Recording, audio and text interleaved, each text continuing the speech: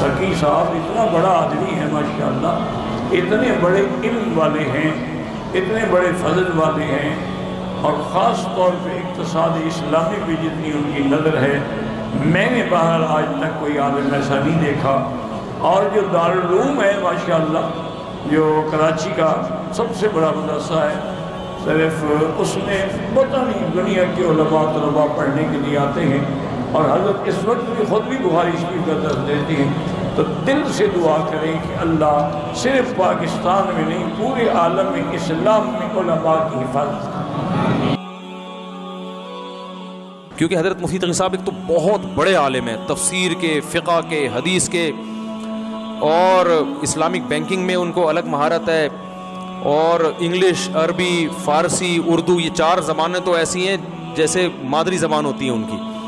اور پھر آپ کو پتہ ہے کہ علمی لحاظ سے دنیا میں کے جو مذہبی لوگ ہیں ان میں سب سے پہلا نمبر آیا 500 لوگوں میں ان کا، تو اللہ نے بہت ان کو نوازا ہے، تو ان کے علوم سے فائدہ اٹھائیں۔ سیرت پہ ان کی بڑی گرفت ہے، پھر اسفار بہت کیے ہیں، دنیا میں جو سفر کرتا ہے اس کے تجربے بہت ہوتے ہیں۔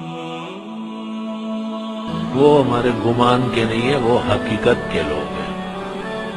حضرت مولانا تقی صاحب اور مولانا رفیع صاحب ہمارے بزرگوں میں سے ہیں۔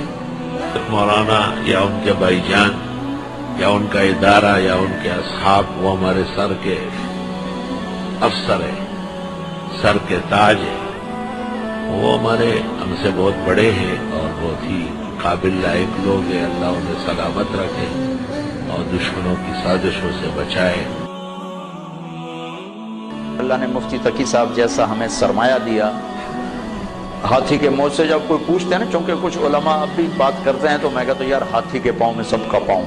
مفتی تقی صاحب نے جب کہہ دیا تو بس پھر وللضالین آمین۔ اتنا بڑا آدمی میری نظر میں بر صغیر میں یعنی معاملات میں اتنی بڑی نظر رکھنے والا میری نظر میں اور کوئی آدمی نہیں۔ MashaAllah, Maulana Mufti Taqi Usmani is also a great scholar. These 2 scholars are one of the highest in the field of Islamic finance. He's from Pakistan, and I met him a couple of times when he came to Malaysia. MashaAllah, he has great knowledge. And what we find that in finance, the Hanafi fuqaha, the Hanafi scholars have done more advanced research on Islamic finance as compared to others.